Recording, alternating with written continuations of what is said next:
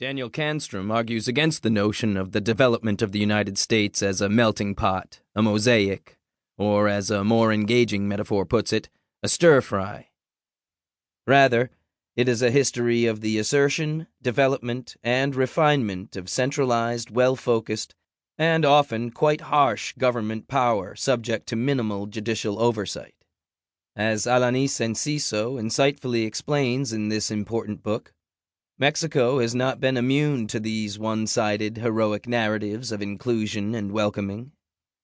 While President Lázaro Cárdenas, 1934-40, paid ample lip service to championing his compatriots in the United States and aiding their return and reintegration into Mexico's society and economy, much of that rhetoric was meant to offset his attention to assisting Spanish refugees escaping Francisco Franco's overthrow of the Spanish Republic. Cárdenas's critics accused him of ignoring his own countrymen in favor of Spaniards seeking exile. Before Cárdenas, an anti-immigrant zeal permeated political discourse and action in the years following the Mexican Revolution, 1910-20. In 1927, for example, the government officially prohibited the immigration of blacks, Syrians, Lebanese, Armenians, Palestinians, Turks, Arabs, and Chinese in order to avoid mestizaje with them because, in general, they caused the degeneration of the raza. The struggles of the Depression caused Mexican elites to further subordinate the relatively small Afro-Mexican population and continue to restrict immigration of foreign blacks to Mexico until 1935. Although anti-black racism played roles in shaping Mexico's modern racialized discourses, an active xenophobia that had developed starting in the late 1800s was the most forceful example of racist practice in Mexico and epitomized the transborder nature of racialization in the first half of the 20th century. Taking advantage of Chinese immigrants' constantly shifting legal status, non-Chinese groups often used them as convenient scapegoats for generalized economic and social problems.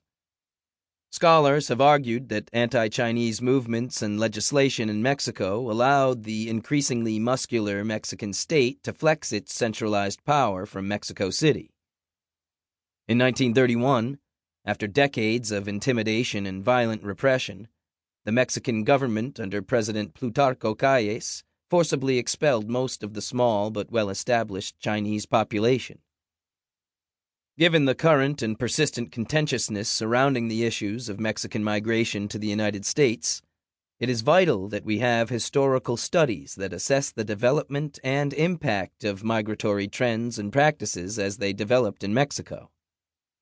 Social science researchers have provided us with excellent studies of contemporary migration from Mexico. Likewise, the arrival and adaptation of Mexican citizens to the United States, the only significant destination for Mexican migrants, has received much treatment by scholars of Mexican-American Chicano history.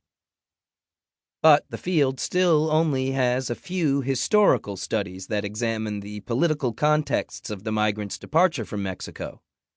Up to 10% of its citizens left, comprising the world's largest sustained movement of migratory workers through the 20th century. They Should Stay There contributes to that much-needed historical perspective. The book is the first work of history that examines migration and repatriation during the pivotal post-revolutionary years surrounding the presidential administration of Lázaro Cárdenas. Starting in 1929, the Great Depression contributed to the forced migration of hundreds of thousands of ethnic Mexicans. Between 1930 and 1934, unemployment, hunger, deportations, raids, and xenophobia contributed to an unprecedented forced movement of men and women from the United States to Mexico.